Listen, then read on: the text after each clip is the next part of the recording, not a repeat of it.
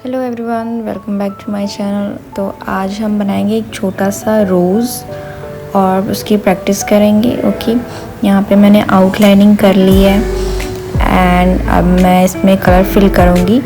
और सबसे बड़ी बात कि आज हम कलर करेंगे एंड इसका जो प्रोसेस है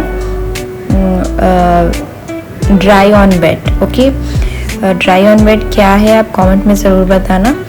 ड्राई ऑन वेट पे हम लोग पेंट करते हैं। पहले जो सरफेस होता है वो ड्राई होता है, उसके बाद से हम उसे वेट करते हैं। सिंपल सा प्रोसेस है, आप समझ गए होंगे। और अगर आपने प्रैक्टिस करी होगी तो आपको ये चीज़ें बहुत अच्छे से याद भी हो गई होंगी, है ना। तो आज हम प्रैक्टिस करेंगे रोज़ की। यहाँ पे मैं कलर मिक्सिंग कर रही हूँ एंड उससे जैसे जैसे मैं समझ में आता है, जैसे आपको लगता है आप अपनी पेंटिंग में, आप अपने स्केच में जो भी आप प्रैक्टिस करोगे उसमें कलर करना है। यहाँ पे मुझे जिस तरीके से मुझे फील हो रहा है कि मुझे कहाँ पे यूज़ करना चाहिए, मैं उस तरीके से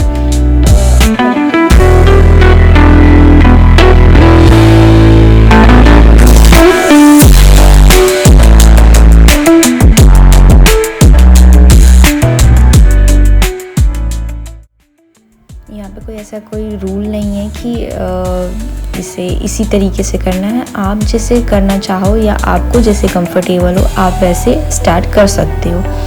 ओके, तो यहाँ पे ये मैं कलर कर रही हूँ एंड टिप से जो ब्रश है, ब्रश की टिप से मैं पहले उसे आउटलाइन करूँगी, उसके बाद से उसके अंदर में कलर फिल करूँगी, है ना।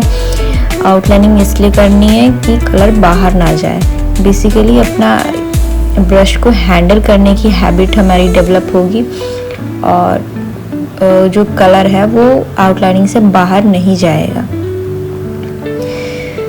तो सिंपल सा प्रोसेस है, हम यहाँ पे प्रैक्टिस कर रहे हैं, है ना। यहाँ पे कोई इतना ज़्यादा भर के नॉलेज अभी हमारे पास नहीं है क्योंकि हम अभी सीख रहे हैं, है ना। मैं भी सीख रही हूँ, आप भी सीख रहे हो, तो इसलिए मुझे जैसे समझ में आ रहा है मैं उस तरीके से कलर कर रही हूँ।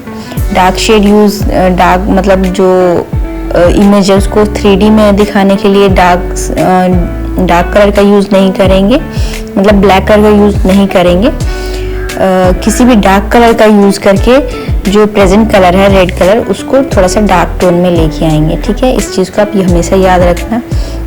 तो आप अभी इस वक्त इस पेंटिंग को देखिए एंड आप भी प्रैक्टिस करिए, ठीक है। All the best.